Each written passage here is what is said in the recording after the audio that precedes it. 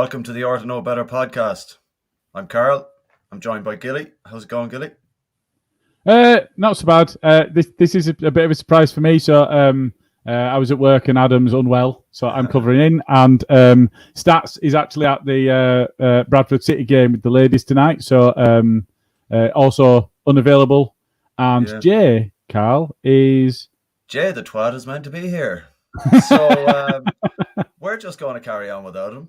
Because why the hell not? So what we're going to cover tonight, we're going to cover predictions from last week. We're going to cover the game.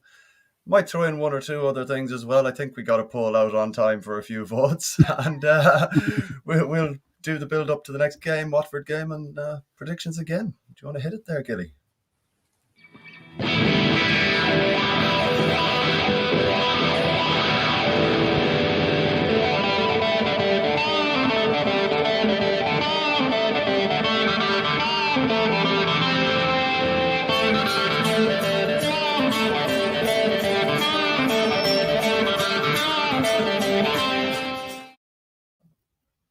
And I was really hoping Jay was going to be there and I could have gone, and just like magic, we found you. But no, he's fucking let me down. Still not. Still not here, right, even though he said he was on the way. Right, okay, fair enough. So, Gilly, look, we'll get straight into it, man, because I know you want to have a bit of a say about the game at the weekend. So if you want to just get straight into how we got on in the predictions, I hear there was a few shakers and movers, man. There was. So each week we have a fan's view. So this week it was We All Hate Jay. That's not just digging at Jay. We do, but that's somebody else's name as well. Who went 2-1 West Ham. 5 points for the fans. We also had Adam, who went 2-1 West Ham. 5 points for Adam. Bren went 2-0 West Ham, got a point. I went draw. Jay went 2-0 Leeds. Jay's been the upbeat one for the last week and a half, and it's leaving me cold. I can't fathom Jay being the positive one of the group. It's just not working for me. Karl, you're a pussy. You don't go with the prediction, so you got 1-1 draw by virtue of it being the most populous vote. Okay. Luke went 1-1. Renda went 1-1. Cy Johnson went 1-1 for the same reason you did. Stats did actually go 1-1. Rex went 2-0 West Ham, so he got 1 point. Becky went 2-1 Leeds. Got nothing. Smarty went 2-2 draw. Got nothing. Right. So that gives us a table, unfortunately, where myself down. So Gilly, Jay, Karl, Luke, Renda, Sijo, Smarty, Stats, and Becky have 0 points. And in the order of smallest to largest, Brent has 1 point. Rex has 3 points. The fans, by virtue of getting one score correct, have 5 points. And Adam is clear on 8 points. This is a man that wants a winger that scored 1 goal and got 1 assist each year for 5 years to play up front, winning the prediction league. That's how bad it's going this season. This is just not right. That's what's going on. It really is horrific. Anyway, thanks for joining us, Jay. Yeah, I'm having some, speaking of Adam, I'm having some Adam-style technical difficulties with my laptop charger not working, but, I'm here with screen brightness turned right down, so I can barely see any of you guys, which is probably a blessing. Oh, great. So we're not going to have any, metal straws or anything like that tonight, no? Right? Oh, there's none of that, mate. I might just disappear halfway through when battery dies. Ah, fair enough. Nice one. Well, shall we get on? We'll get on to the West Ham game and we'll have a chat about it, even though myself... Well, I felt like I was on my own on B and C. I'm not surprised. Adam's camera failed to operate correctly, and the sky looked really nice from outside the pub. He did a Sam on us. Yeah, well, I don't know what he did, but he didn't fucking turn up really. We yelled it together, didn't you, Karl? Well, look, we got through it anyway in the end, and it wasn't too bad. So I can't. He's a professional. To be sick, but he would need to get a fucking A game on next time. Gilly, I'm going to go to you first in relation to the West Ham game. Do you want to give us your thoughts on that and see what they think? Any comments? Yeah, give us your thoughts. It was the proverbial game of two halves, wasn't it? We were on top in the first half. I thought that we were the better side. We didn't punish them. It felt on reflection, I mean, the game itself didn't feel that way, but on reflection, it was kind of akin to Everton and Newcastle, where we've been on top, probably on balance, the better side in the game. Obviously, with the previous games, we came away with something, whereas against West Ham, we didn't manage that. But for me, I did feel that we were better the better team in the game. Probably for about an hour of it, they were on top for stretches. But I think the frustration for me, and I hate that it comes back to this again, and it's the inconsistencies in officiating. I think if you're a striker that leads with your elbow and you smash a keeper and then you score the winner in the 90th minute, you can count yourself very, very lucky. And so, yeah, I thought it was really lucky to stay on. However, I think there are, on balance, I think there's more positive to take out of that game than any of the others. Now, we picked up some points and some draws at other games, but actually, West Ham are a good side. They're a strong side. They're all giants. What we had Cresswell making his league debut, who played really well, and we had a side that looked dangerous. I mean, I'm not going to knock the player that came on, but for me, the turning point was Rafinha going off, and I think when you look at the way that we played against that side, and you look at the players that we had out. And when, whatever that might be, we get the right players back that are already in our squad, we'll go on and we'll smash sides like Norwich and Watford, which, I have said that we're going to smash him. And it depends who's available to play, doesn't it? He's done it now. Well, I'm going to go big when it comes to predictions, but I think it's one of those where if you'd have put Watford in front of us instead of West Ham, we would have won that game by a handsome margin. Antonio is a strong player. He's a good finisher. They've got Souček and Kufal. They are strong players. Rice is a good player. He changed my impression of him over the summer and towards the end of last season, and I think he's a good player. So that they have got a strong side, and they are in Europe. And they were up there last season. I expect they'll be there or thereabouts this season, and to go toe to toe with them, and I feel to be the better side for the majority of the game. With the side that we put out, I think that's pretty good going. Yeah, I tend to agree, considering we haven't had the same backline for the last 8 games. We've had 8 different backlines for the 8 games we've played this year. So to say that we've come away with, a good performance and a solid performance from Cresswell, let's give him credit where it's due for a debut in a game like that and trying to manage a player like Antonio. I think he had an absolutely stellar performance, and I think he should be very proud of that. And he will be pushing for, I think, more appearances with performances like that. He'll definitely get played in the Cups. And I think that's where he's going to have to shine, and I think he will. But going back to the game, Jay, over the last couple of games, I feel that our finishing has kind of let us down a bit. Do you think it's something that we need to work on seriously? Well, we've not scored many, have we, this season so far? So it'd be hard to argue against that. I think, it's easy to criticise certain players and say, oh, he's not been very good, or he's not been very good, but nobody has, have they? Nobody's been very good. So it's hard to sort of single out, say, Bamford or Rodrigo or even Tyler Roberts. It's hard to single any of them out and say they should have done better. I mean, everybody should have done better up to this point. But the game itself, I mean, I can't really sort of disagree with anything Gilly said.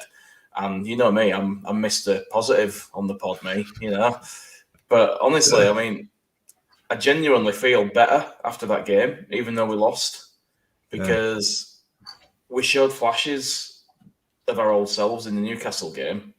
And then, as you say, finishing, I think that probably did cost us that game.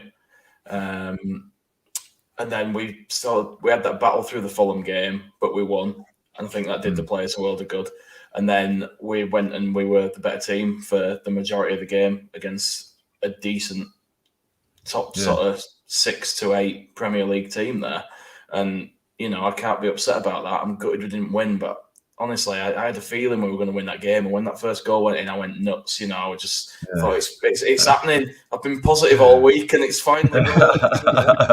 And I got shit on as usual. All part of being a Leeds fan.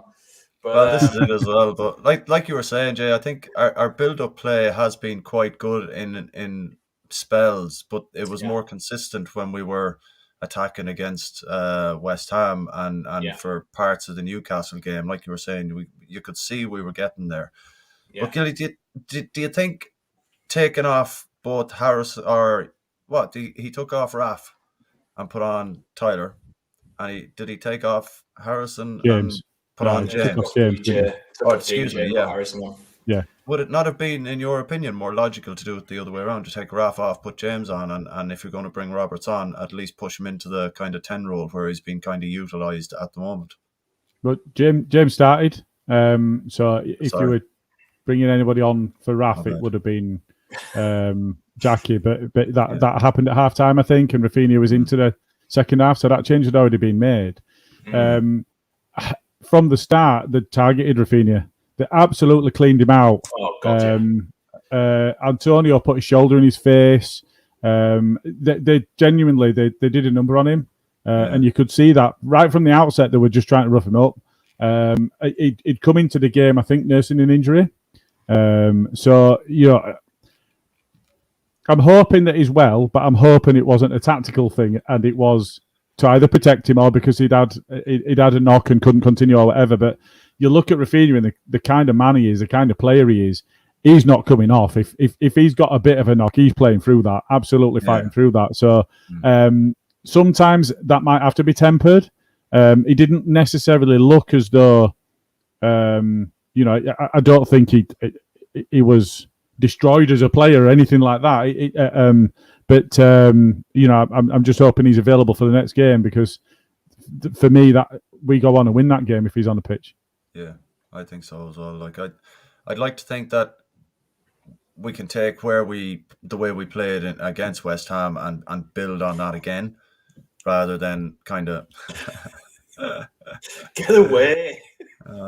Yeah. But yeah, just to kind of build on that and end before the international break on a positive note and a win, which I'd like to think we could get against Watford. They're no great shapes themselves, but it's just the way it's been going at the moment. You just don't know, really, do you? Well, they have more than twice our points. Well, yeah, that's true too. We're on 3, they're on 7. Yeah. Yeah. Well, look, fuck it. A win and we're equally. If you look at where we've gone, I mean, Fulham aside, because it was quite a change side. As Jade said, as you echoed, Karl, we grew in the Newcastle game. We could see in flashes that we were playing well. In the West Ham game, we did it for an extended period. It feels like that's now building. And I get where you're coming from, Jay, when you say you're feeling better after that game, because it does feel like the wheels, if the wheels came off, the back on, we're rolling, we're on our way, and we're getting that momentum. Even though we didn't pick up a point, we're getting the momentum by the capability level that we showed. Because that's for me, that's what the real issues were when you were sitting there going, "This isn't the Leeds we're used to watching. This doesn't feel like Bielsa's Leeds," and it did. And that's the big takeaway from that for me. So yeah, all right, I'm being a bit pessimistic saying that Watford have got a lot more points than we have. Fucking hell, with 5-6 games in.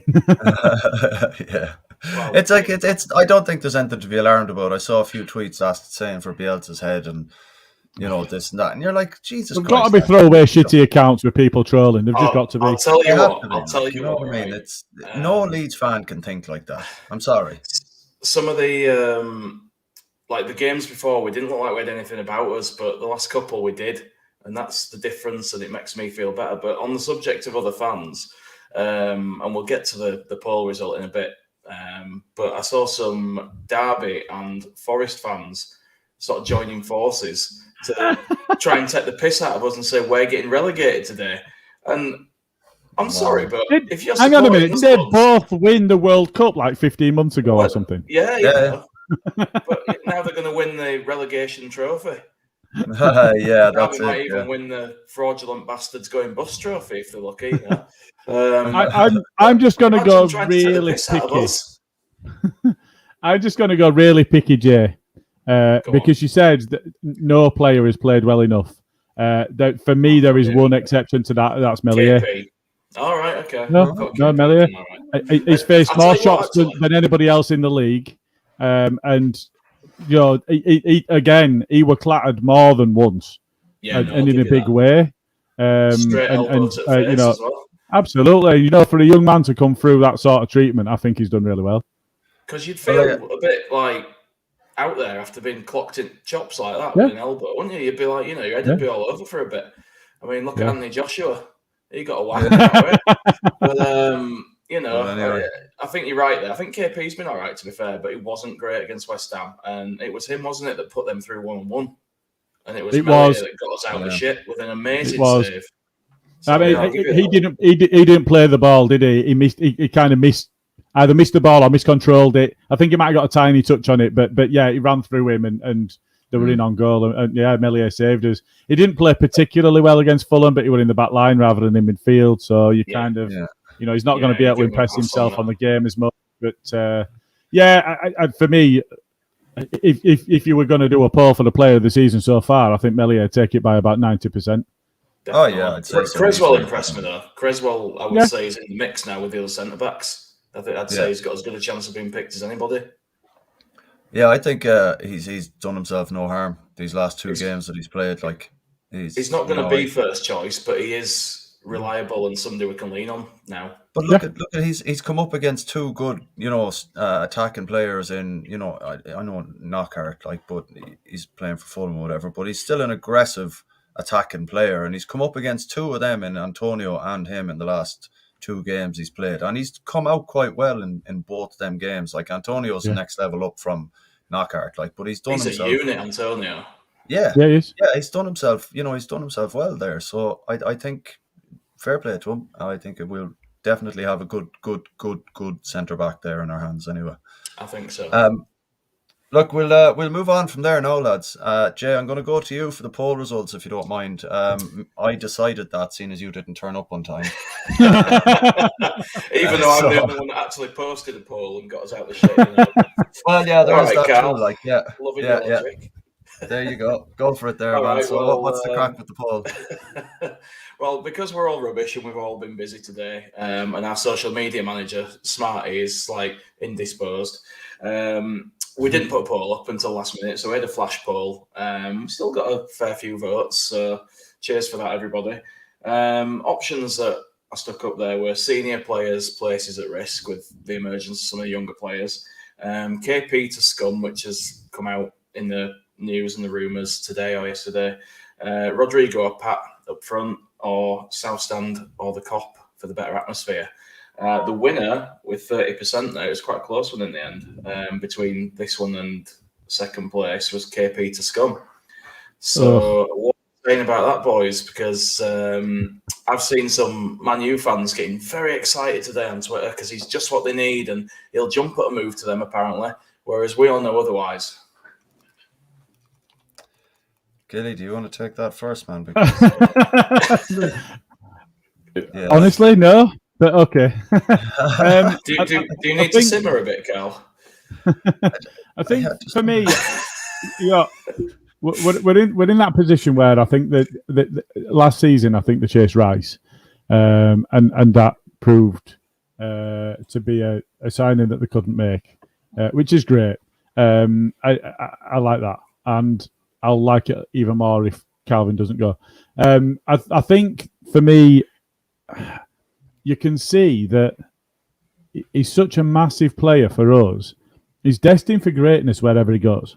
I think he really is. Now, early on in his career, actually, I said that I didn't, and I think a lot of us did, so I'll defend myself before I say this. Yeah. Early on in his career, I said that he's Premier League level, but he's mid Premier League level, and you know he'll always score goals and he'll be all right, but he's not fast enough to be an attacking midfielder. It was my take on it. Well, he's not an attacking midfielder anymore, and he reads the game so well he doesn't need any blistering pace, which means actually he'll play to quite late in his career because he reads the game well. If you look at the actual Pirlo, he wasn't quick. He might have been quick over 3 yards, which is fine. As soon as you've turned somebody and you're away from them, then you play the ball, and that's all he needs to do. So there's going to be an extended period of the game where he's at his true top level. If he needs to leave Leeds, if that's how he sees him really achieving what he needs to achieve in the game, so be it. But not to them fuckers. Just not to them. And do you know what? I don't feel that he will, on the basis that he's seen what happened to Smith. Yeah. And Smith should have been in a position where he was revered for his career. And had he gone to Arsenal, had he gone to Birmingham, we were in for him, had he gone to Newcastle, he would have always been welcomed back at Leeds. And he'd have had his name chanted every time he was in the stadium. And he pissed all over that. And I know that some people don't see eye to eye with me saying he pissed all over that. But I still feel strongly that he did. And for that reason, I don't feel that Calvin will do the same, on the basis that, even though I hate them as well, Chelsea can offer more money, City can offer more money, and they can also offer a better guarantee. There's no absolutes in this game, but a better guarantee of silverware, because they've got the better recent history of winning silverware over the scum. So you can go win things at City and Chelsea. This is assuming it doesn't go abroad. You can go earn more money, and you can go and really be integral to something that's going on there, and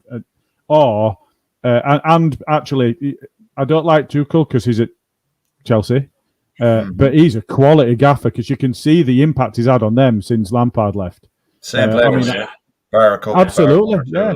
It's like you're fucking. Yeah, I mean, Lukaku's massive for them, but you could see the impact he had last season before they signed him.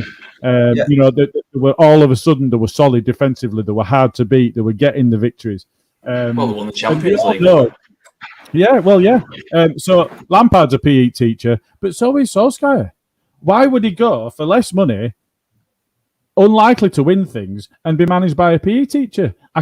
Honestly, it kind of flummoxed me. And if there's any kind of chance that he possibly could go there, I think the bigger boys that are bigger than the scum now will come calling. I don't think he'll go to scum.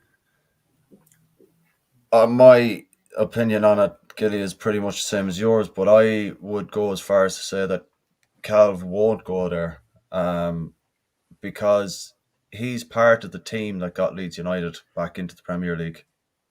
He's part of that history, and like you said, he's not going to want to piss all over that.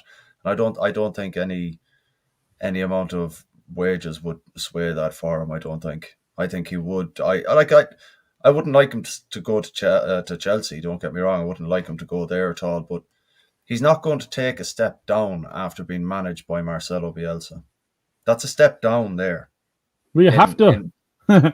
You have no choice but to have a step down after Bielsa. But what I mean is, like Pep, Tuchel, they're Klopp, they are elite managers. Yeah, they're elite managers, and to leave Leeds to go to that lot, and be coached by someone who is completely out of his depth in that job, completely out of his depth. It would just be a backward step from him. His progression would absolutely hit the wall, in my opinion, and I think it'd be the worst move for him on the planet. I'd love to see him replace Fernandinho if he did leave. I'm not saying I'd love to see him leave. Don't get me wrong. But if he did leave, no, you've got to do your defending before you make a statement. I've just shown you how to do that. Before I say this, before I say this, don't get my do words. Do the groundwork first. Come on. Yeah, I fucked it now anyway. But it's all right, Karl. I'll just tease out that little bit that said I'd love to see him at City. No, you know what I mean. He is the perfect replacement in that team for Fernandinho, and that would be the best move if he did to ever go. It would have to be City for me, because I'd like to see him carry on playing in white. Yeah, so would I. Real are a massive club still. Oh, you're talking about them. Should they? Well, I'm talking about. I would like him to go abroad if he's not going to play for us. Right, okay. I'd hate to see Leeds having to line up against him in the Premier League. That would be terrible. God, yeah. That'd break my heart. That would break a lot of hearts. I would like. We took our kit. We tried to emulate Real Madrid, and that's why we're playing white. We all know that, and so for him to go over there, I wouldn't like. None of us want to see him go because he's so brilliant. The thing that really got me though is that the papers and the papers talk a lot of shit. Are saying 60 million. 60 million in today's market is not. It's probably half. If you're not seeing three figures, Rads ain't gonna give you the time of day. I'm sorry, he's worth three figures. Rice was I think they were looking for between 90 and 100 million for him. I could potentially see 80 million getting him. To be honest, I know to us he's worth. I don't think so. I genuinely don't. I really don't. I think the club would consider it. I don't think he would, but I think the club would. Jay, I don't think they would quite simply because they've got the backing of the 49ers as well. They don't need 80 million. That's a good point. They got offered 110 million, that's a good fair point. enough. But they don't. So what you're saying? We can leave you people. For the first time in he does it 2 decades, man, we can absolutely have someone's pants down. Apart from Jack Clark, obviously. We've had Spurs pants down with that one a long time before we hit the Premier League. But I'll be fair there. I think Spurs have had their pants down quite a bit when buying players. What they don't do is they do not get bullied into selling players. They always buy bad players. They don't even let players bully. Remember when they sold Modric and then they bought all that tripe? Do you remember? One of the best midfielders in the world at the point at which they sold him. They bought all the crap. Is he the one that's not Messi and Ronaldo that won the Ballon d'Or? Yeah. Is he the one, the odd one out? He might have. Yeah, I think that 2 seasons after leaving Spurs.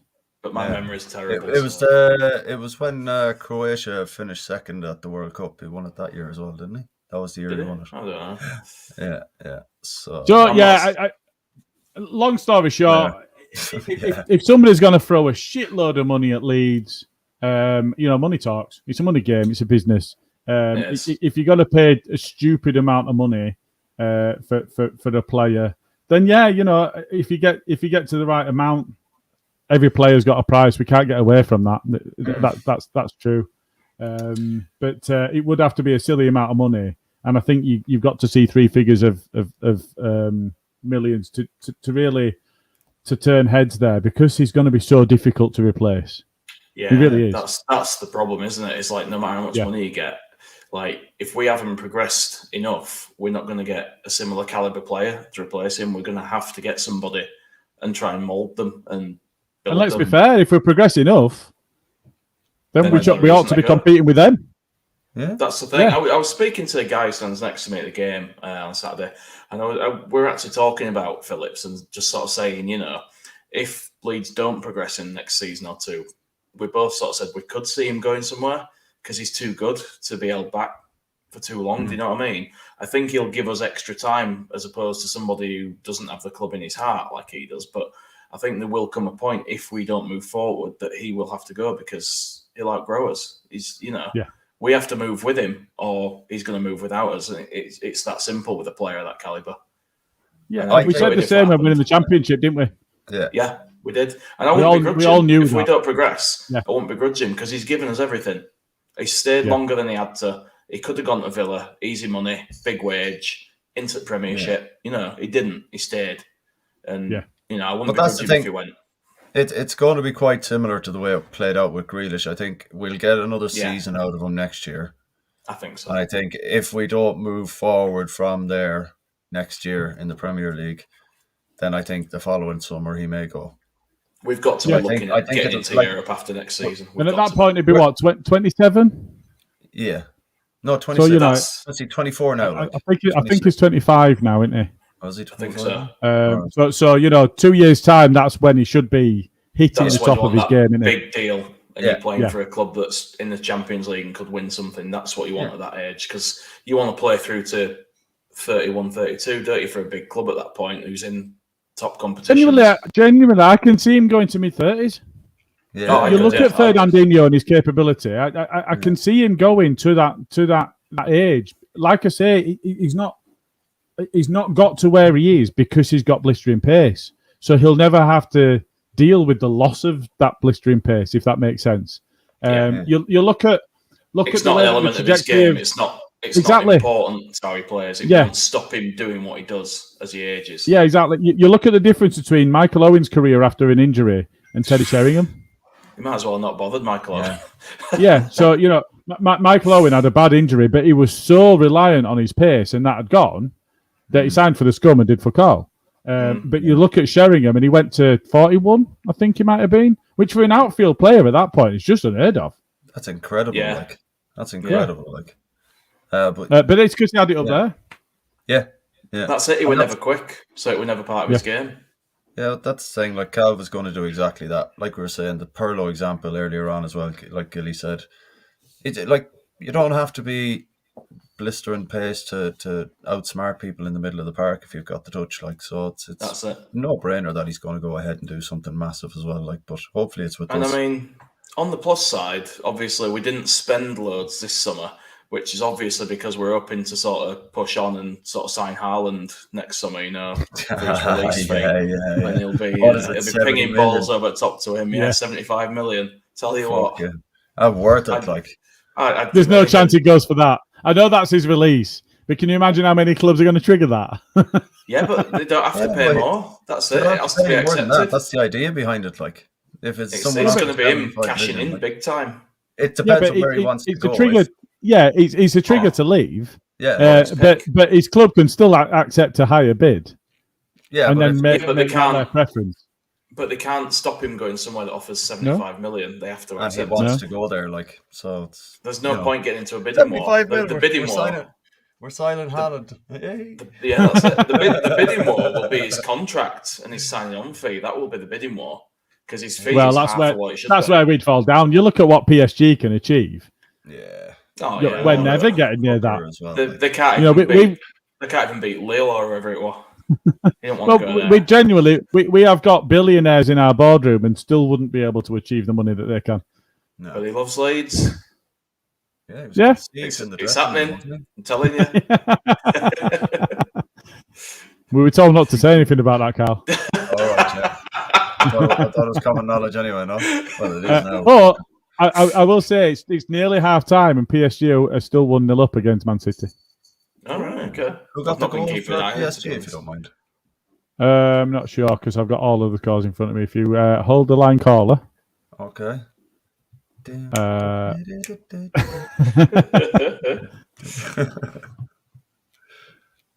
He's not telling me. It's not telling me. I don't know. Is the short answer? It's probably not Messi. So anyway. Oh, it was Guy. Gay guy. G-U-E-Y-E. Oh, gay. He was a gay guy. Well, the French. They're all a bit like that anyway. That's it. They're all a bit avant-garde. Yeah, let's carry on. Having said that, what I've also just noticed is that Club Brugge are beating RB Leipzig at RB Leipzig. Jesus. That's going to go down well. That's going to be big, yeah. Oh, yeah. Anyway, let's move this. Hang on. No, sorry. Before I've got to say this one. So, AC are beating Atletico. Dortmund are beating Sporting. Unfortunately, Liverpool are winning at Porto. But Real Madrid at home are being beaten 1-0 at half-time by Sheriff Tiraspol. No. I've just seen it. No. Holy shit. Wow. They've had 72% possession, 13 shots to 2. I'll tell you what, the other side have had one shot on target and scored it. I'll tell you what, Gilly, have a go at pronouncing the goal scorer's name. That's all right. Yeah, let's have a look. Yakshboev. I think that's probably a good shout. Yeah, I think that's pretty close, I'd imagine. So we'll move this along anyway. Our next topic of the night is everyone's favourite topic, which is fairly obvious at this stage. It's the hot topic. Jay, I'm going to go to you first, man. Hang on, where's all those little nice voice things, Gilly? Oh yeah, hang on. I completely forgot about them. You know, I didn't want to bring like he's the hot topic. He's been drafted in at the last minute. I didn't want to. He has, and it's a good job he has, Karl, because you and me wouldn't have done it. I wouldn't have been able to host it anyway. Like, it's one of you that needs to do it. Like, so. Anyway, the hot topic. We've got look, Watford changed their manager so many fucking times a season. Anyway, it's hard to keep up with the manager is. So I'm assuming it's going to be the Hawk. You know, you're not going to go around the room then, Karl. You're just going to fuck it. We don't even know. We've all decided already. With a 10-minute poll, we've streamlined the hot topic. We've got no voiceovers. I'm not streamlining it at all. If you want to tell me who the Watford manager is, I'm all ears. Cisco. But Jesus, you know, they've probably changed them already.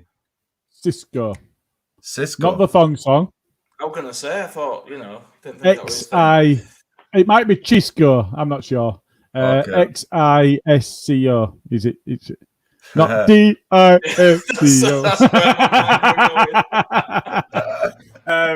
No, he played for Valencia, Betis.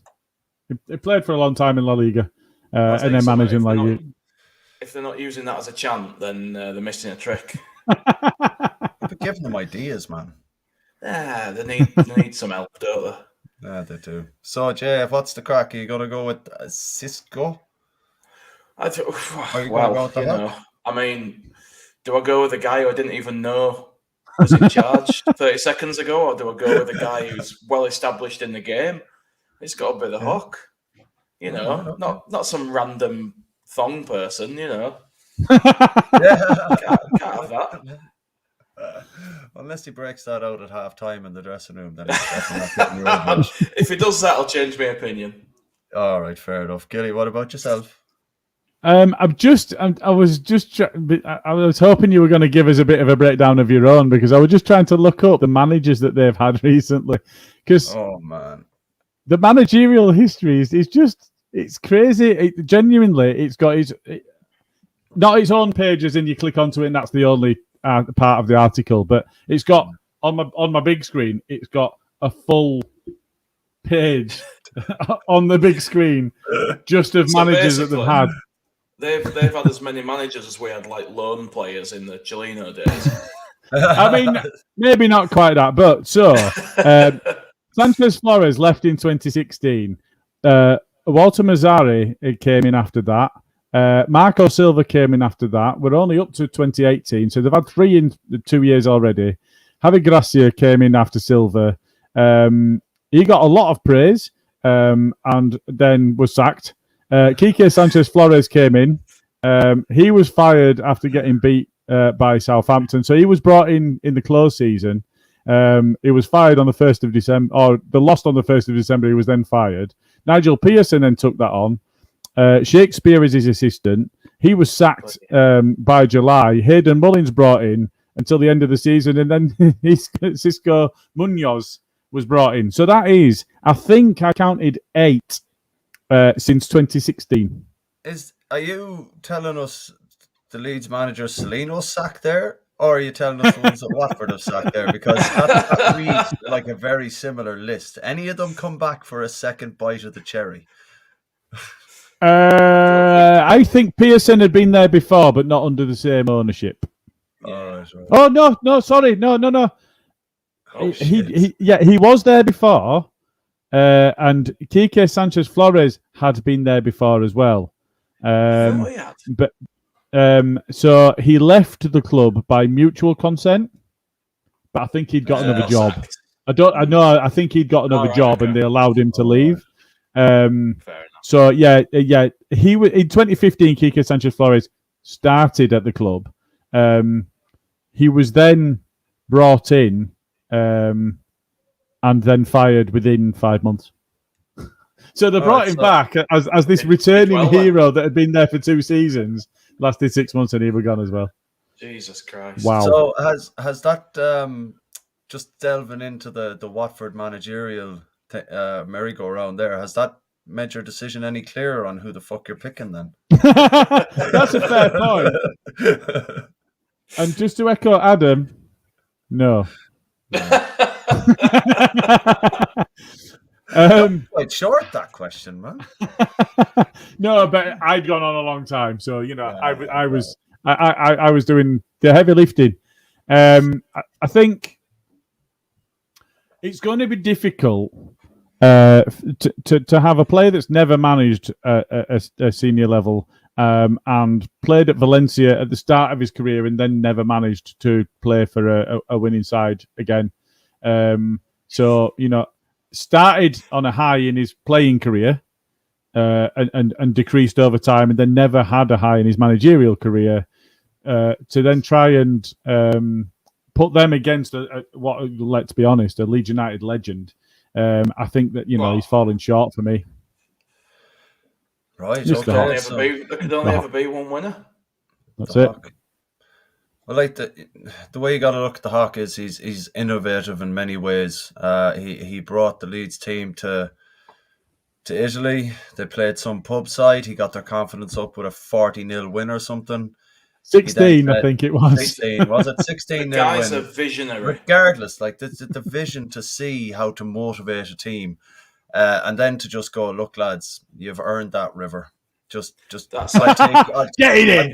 I'm going to take you to the river, lads. And he brought them to the river and he put them in the water.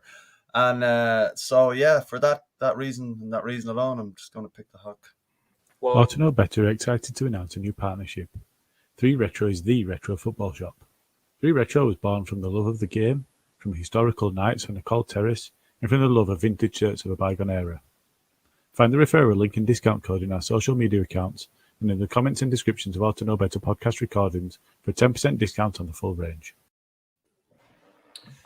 Well, Jay, somebody told me you're a big fan of Pipes. Oh, lads. Sorry, what? Good to see you again, Pipes. No idea.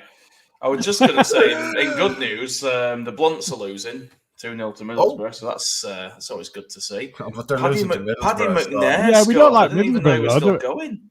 McNair? Yeah. Fuck.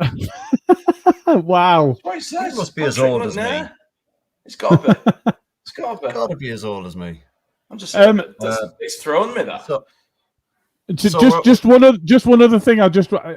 We chose the Hawk, and we needed to choose the Hawk. But I'm just going to underline just why. Managers from Watford. Done that before you did the sponsor message, while we were doing I'd not seen this of the podcast. I'd not seen this. I was coming away from the webpage I had in front of me while I was reading out all of the managers they'd had. Clive Walker, Chris Cummins, Ian Walker, Sid Bidwell, Frank Yallop, Kenny Jackett, and Gareth Southgate. Jesus managers from Watford can get in the bin. Is that who they've had over the last 20 years? No, that's who's come from Watford. Ah, so they can all get fucked. Yeah, fuck them. Kenny Jackett's a prick anyway. Yeah, he's big time, and he looks like one of them giant guinea pig fellas from South America. What is it? Capybara. Capybara, yeah. Brilliant shit. Oh, fucking does. So anyway, we're going to carry on here and just move on to the next game against Watford. I really hope we get a good result out of this one, but I do now. We've ripped piss out of them. Yeah, the managerial merry-go-round. But how do you think we're going to line up, Jay? Do you think it'll be more or less the same? I think it depends who's back. I mean, Forshaw's not going to be back, is he, for a while because he's got a muscle tear or something. Strike will be back, won't he? Yes, he will. That's his third game done at West Ham. Yeah, I think so. Yeah, so I think he'll probably come back in, but who he comes back in for will be interesting to see. I think he'll probably come in for Creswell, but I would rather he come in for Cooper, obviously. But I don't think we'll line up massively dissimilar to how we did against West Ham. To be fair, possible changes being Strike and possibly Harrison starting again, but I don't know who instead of. It depends if Rafinha's back to full fitness or not, I guess.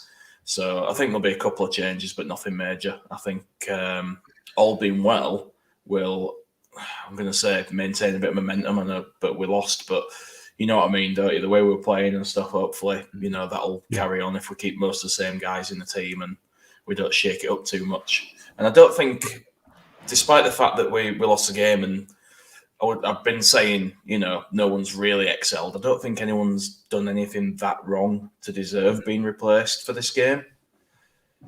Right, that would bring me on to my next thing. Then I'm going to throw it at the two of you, but I'm going to go to you first, Gilly.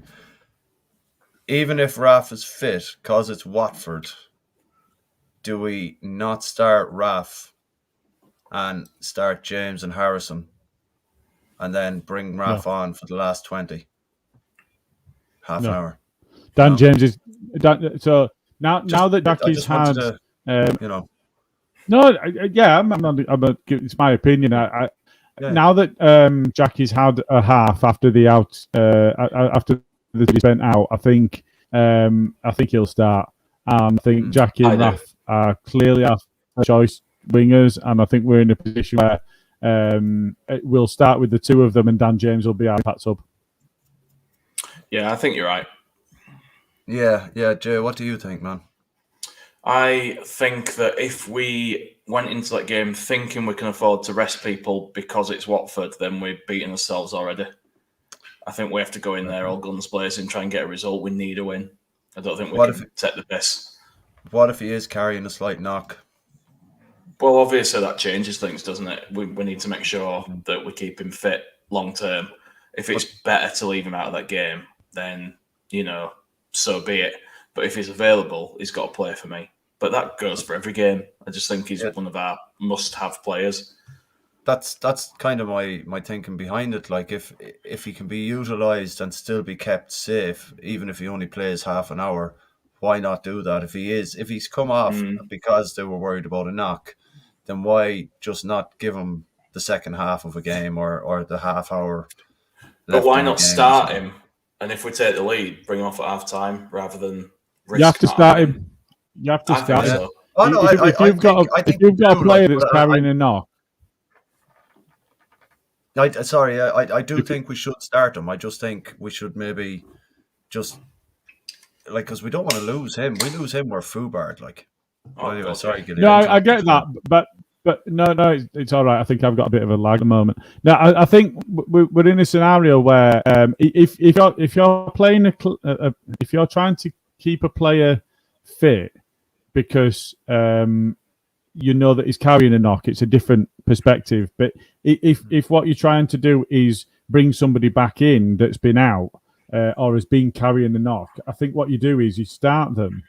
Because what you really don't want to do is bring them on and then have to take them off again. So exactly. You try and get them. You try and get a half out of them, get the minutes in the legs, and so on. I think the words that Bielsa used were Rafinha made it clear to the coaching staff that he was finding it difficult to maintain the challenge on the pitch. So I think, but he'd been carrying a knock from Newcastle, and they clearly marked him out as their target. They cleaned him out 3 or 4 times, so he was already carrying a knock. So either he's going, look, they're kicking shit out of me. I'll keep fighting them if you want me to keep fighting them, and I'll keep fighting for the win. But they might injure me because I'm carrying something. And he's been, he's been a bit more reflective than maybe I gave him credit for, saying that he'd play through anything. But the other side to that is maybe they slightly aggravated something and they did it just to look after him. But I think you start a player in that scenario because, like I say, what you don't want to do is bring him off for a fit player. Bring him on at half time or something for a fit player and then have to replace him again with another fit player, and then you've taken 2 of your subs. Or worse still, you've made your subs and then he's injured and you're really screwed. Yeah. That's very true. Pipes is saying any combination of Jackie, DJ and Raf on the wings. I think, that's all we've got really, so it's going to be that. But genuinely, I thought DJ was our fourth. I thought Dan James was our 4th best winger on the day in the last game. I thought Somerville came on and did really well. Somerville looks quality. Yeah, I don't really get why we haven't got the "Oh Jimmy Jimmy" chant going for him yet. Because half the fan base is too young to know it as well as him. No, we still use it at cricket. Oh, Jimmy Jimmy. But he came on. He looked lively. He did more in the first 2 minutes of being on the pitch than Dan James did in the first half. Did more than Costa's done all season. Costa's not been playing for us all season. Not anymore. Well, you know what I'm exactly. saying. No, I know then you're just agreeing with him, aren't you? Exactly. Try to be smart. Yeah, always. So like, it's going to be a packed house again on Saturday. I heard someone on the radio. I'm not going to say the radio station because I'm ashamed that I sometimes listen to it, but you know, you do and you do. And is it like reading the Sun and the Daily Mail rolled into one? All do it's like someone pissing in your ears. We don't all do it. No, we don't all do it. But I don't read the Sun or anything like that. But anyway, no, me neither. Someone on that show. You know, it's literally owned by them, don't you? It's literally owned Yeah. by them. It is the same thing. Yeah, but basically, I think it was that fucking knob cheese, Jamie O'Hara, basically said that he thought the fans were getting to the Leeds players, and I think that's an absolute load of shite. I think they do they thrive off it. Like he's never said anything, right? Ever? No, he's a complete cockwamble. Like, but yeah, but that's on purpose.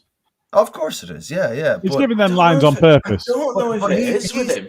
This is the other thing. He's a fucking. I don't think he moron. could be that contrary on purpose.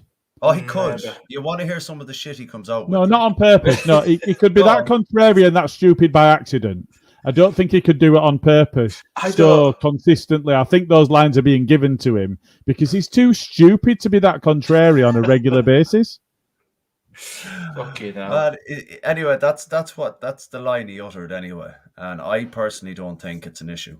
I think you can see the difference when Click scores. The energy in his celebration when the crowd's there compared to what it was last year. Like when he got that goal against Burnley last year, and that fucking piss poor celebration. If that was with an away section, you know he'd have been down the other end of the fucking pitch. Like you saw the limbs in the south stand on the pictures of Raf's goal. You know, I'll tell you something, right? If there'd been fans there when Pablo scored that goal at Swansea, they'd have been on the pitch. They'd have been the world would have ended. Pitch.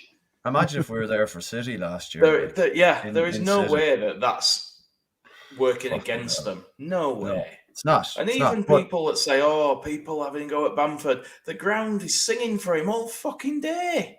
Yeah. Even when he's not playing. For everyone. Yeah.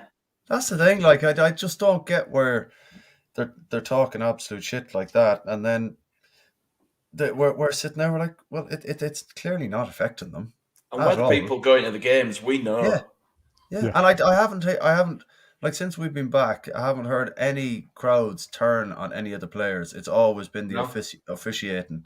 And the most negative I've heard was when Tyler came on, you could hear a collective sigh. Yeah, but it wasn't nastiness. That's it, innit? It wasn't nastiness.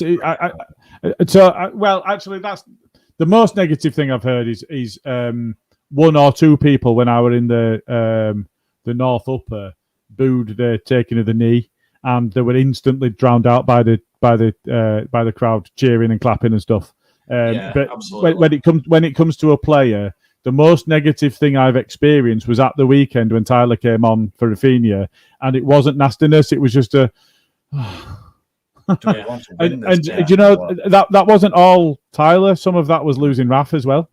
Yeah. We know how big a player he is for us. So losing a player of that stature in our side, that's genuinely that's the worst our crowd has been towards any player this season.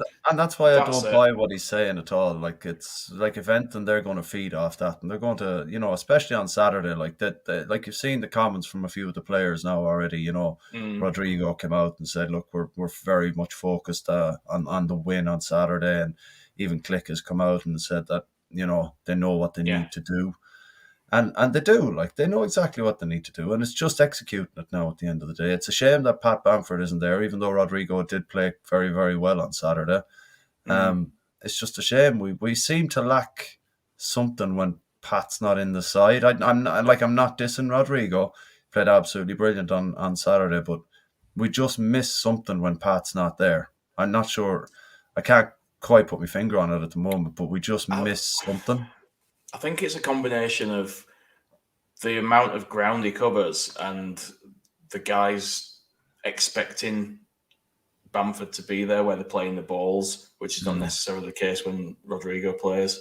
He's not quite as fluent in the attacking movements that we normally do as Bamford is, which is understandable because he normally plays in a different position. I saw somebody on Twitter earlier where somebody, I think it was one of Phil Hayes' tweets, where he's written a piece about the ground that Rod covered this time, actually, and how he worked as a false nine. Somebody replied, "But what on earth's a false nine?" I thought, bloody hell, he is 70. Have you not watched City? Oh, 7. Or 7, yeah. Yeah. FFTU, well, we saw in the late 2000s, early 2010s, whatever we call them, Barca do it to dynamite effect. But if you've not seen that, then I guess I think that there's a couple of ways to look at it. I think this sounds like it's to his detriment, but it's not, or it's not intended that way. I think Rodrigo's movement is different to Pat. So Pat's our first line of defence in effect, and I don't think Rodrigo kind of deploys in the same manner. Really, he's the runs that he's making are not in the defensive shape. It's more about opening up space. I mean, his movement is dynamite. It's really clever movement. So there's a couple of ways to look at it. First off, he's not where they expect Pat to be because he's a different player and he plays in a different way. And the second element to that is look at what Pat did in an England shirt. And Pat did exactly what he does in a Leeds shirt. He was where we expect him to be as fans. He was in the right positions. He was making the right runs and he wasn't getting the right passes and they weren't picking him out. Rodrigo's kind of... So Pat's following in Kane's shadow, really, because they're used to playing with Kane as their number 9. Like him or not, he's an efficient player. He's not an exciting player. I don't get excited when Kane's on the ball. Yeah, he might score goals. He does score goals. He scores a lot of goals. It's really strange that somebody that gets so many goals and assists, it doesn't excite me as a player. He's just efficient. There's something workmanlike about him. There is. The England side are used to playing with used to playing with Kane, and then Pat came in. They're not used to playing with him. They're not used to the runs he makes. They're not used to the way that he plays the game. They're not going to be. They're not played with him before on a regular basis. Rodrigo's the same. They've played with him on a regular basis. They're training with him a lot more than England have with Pat, obviously. But he's being deployed in that deeper role. He's being deployed in that 10 role. So you've also got, and this is why I was saying before that when we were calling out for Joffrey to get an opportunity in the cup games, he's absolutely not, because while ever Pat's fit, he's playing in the league, and whenever Rodrigo's fit, he's going to play in the cups, because Bielsa's so keen on getting minutes in his legs in a 9 role, but not just him doing the 9 role, the players around him getting used to him, and that's a big deal, and you can see the impact of that. Pat played well for England and didn't get the ball. Yeah. You could that game was just that was a farce. All them players that were on the fringes the whole time, they were just trying to go for glory anyway. There was no coercion. They Tylered it. Yeah. It was just a fucking waste of time, that one for Pat. But if it was a more meaningful game on a bigger, stature country, no offense to whoever the fuck it was, Andorra, it probably would have made a massive difference. He'd have been looking off, he'd be looking over his shoulder from a ball from Calvin, rather than hoping that a deflected shot from the fucking sideline on the edge of the 18-yard box or something was going to fall his way, and that's all that happened. If he'd played against them pesky Italians at Euros, could have been a different story. So. You never know. You never know. So get over it, lads. Yeah. So anyway, look, enough about. We've kind of deviated from the talk of Watford there, But look, we'll go straight to the predictions for this week, Gilly. Because let's be honest, Watford, fuck them. So what are you going with tonight, Gilly? 4-1 Leeds. Pardon? Word. Did I stutter? 4-1 Leeds. But you don't look like Jay. Jay's not gone 4-1 leads, and I'm glad I don't know that, Jay. No offense. Cheers, mate. Likewise. No, I said earlier on. I think we're gonna. I said I thought we were going to smash them. I really do think we're going to smash them. I think that we have got that momentum building now. To be able to play against West Ham, a side in Europe, in the way that we did, I really think that we can carry that into the next game. Of course, it depends on the players that we get on the pitch. I don't think we'll have Pat. We could have Ayling. We will have Struijk. I don't think we'll have Llorente, and I don't think we'll have Koch. But we'll be in a position where if Ayling plays, actually we've got Meslier, we've got Cooper, we've got Struijk, we've got Firpo, we've got Ayling. That's enough for Watford. Yeah. That is enough for Watford. And if Rafinha plays, I'm confident in 4-1. Yeah. Like we do have the likes of Dan James to come off the bench. Somerville is starting to make more of an appearance now. I know maybe injuries have probably put him there, but at the same time, he's done enough to be on the bench and an option for us coming on. And you know, this is the thing. Like I think it's going forward. It's all right. Like I think Jimmy could be as good as Saka with half a season of games under his belt. It's not a bad shout, you know. Further we go, I don't disagree. It might be a season and a half until Jimmy gets any kind of run in the side, because I think he is going to be a bit part player while we genuinely when everybody's fit, we've got a bit of an embarrassment of riches in the wide positions. But I don't disagree. I think he's going to be a really good player. I think if the further we go in the cup, the more opportunities he'll get. Yeah. And that can only do him the world of good as well, because it'll do him match day, Premier League day good as well. Like, you know, so coming off the bench, like the further we go into the cups, the bigger the team we're going to be playing, and it's just going 100%. To do his confidence and everything the world of good. Like, so long may it continue. 100%. So Jay, what do you think, man? What's your prediction there for Gilly? I think it's going to be 3-0 Leeds. I think if we carry on the way we've played recently, last half hour against West Ham aside, I think would be too much for them. I don't think they'll be able to live with us. I think they've had a good start, but I think if we play the way we can play, we'd be far too strong for them. The danger is that we get into that game worried about losing because it's a relegation rival as things stand currently. I will just add that caveat. So the players need to make sure they're not inside their own heads. They need to go out there and just play the natural game, because we should be able to completely overwhelm that side if we play as we can. That's what I'm looking for. Good, yeah, I think so. Yeah, I'm listening to year 2 predictions there, and I'm fucking dead. I'm very worried about what kind of scoreline I'm going to get stuck with. If that's the kind of stuff that has come out between the two of you. Well, there is a way for you to deal with that, Karl.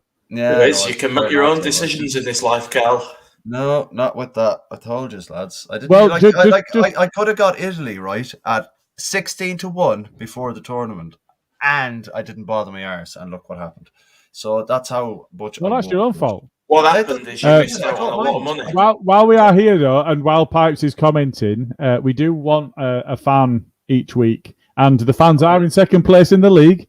So if you're quick, fella, you'll or lady, you'll get an opportunity. So or anybody else, the fastest fingers first, bang a prediction in the chat, and we'll capture that as part of the fans' prediction for this week. Yeah, I've heard that about you. I mean, we should just start getting Fat Boy to pick for you, Karl, instead. Could do it like that octopus at the German. Yeah, exactly. We'll put some write down all the scores and just get Fat Boy to pick one. Put a treat on each one and see which one he picks. He's here as well, like, so he could probably do it. So I think that's it for tonight, lads. Have we anything else to cover, Gilly? Is there anything else? Just a couple of things, yeah. So there's a competition just coming to its conclusion. So get on the socials and like, follow, retweet, whatever it is that you've got to do in there for that one. That is for a signed book of "And It Was Beautiful" from Phil Hay. We've then got a couple more competitions following straight on its coattails. So keep an eye out for them. I believe we'll have an In Off the VAR in a very after Watford. There we go. Hang on, Pipes is piped up. Right. 3-1 leads. There we go. All nice right, one. Thank you very much. We've captured that one. So, sorry, Karl, you were saying? Sorry, In Off the VAR will probably come next Monday after the Watford game. So we'll cover West Ham and we'll cover Watford with Jimmy the ref. And I can't wait to hear his opinion on how Antonio stayed on the pitch. So do you know what? He'll probably flummox us all and say, "Do you know what? It's just a yellow card." Yeah, he probably will. At risk of going off on a tangent at the end there. Never seen somebody lead with an elbow like that and walk away from it. Yeah, that's the thing. But then you've other pundits justifying that he was looking at the ball. I was like, fuck off. Well, we'll wait to see what Jimmy says because he knows better than all of us. So, well, this is the other side of the coin. Yeah. So just to make sure I've got it right, so I've gone 4-1 Leeds. Jay, you've gone 3-0 Leeds, haven't you? I wrote 3-1. You've gone 3-0. Very nearly went 3-1. Very nearly, but I'm sticking. Wrote 3-1. I've written Karl Pussy and I've written fans Pipes 1975 3-1 Leeds. And on that fucking note, it was very nice to see you both try again, boys. And look, I'm sure we'll catch up with you for a pint on Saturday before or after Watford game. Gilly, you better come and say hello this time instead of hiding with all others. Actually, we're in the Peacock too. I missed the exchange and therefore don't have a ticket for this weekend. It'll be the first home game this season. Oh, well, did you see that? Did you see that? Because I'm a useless bastard. Did you see that there's some available that I posted in the chat earlier? I didn't because I've been busy working. Oh, you idiot! Let me just bring this up. Additional tickets. Well, shut up! Don't tell anybody. Anyway, this drive, people are gonna know. Gilly, it's on Twitter. Hey, look. Anyway, in the chat, will you? Anyway, I'll see you in the group chat.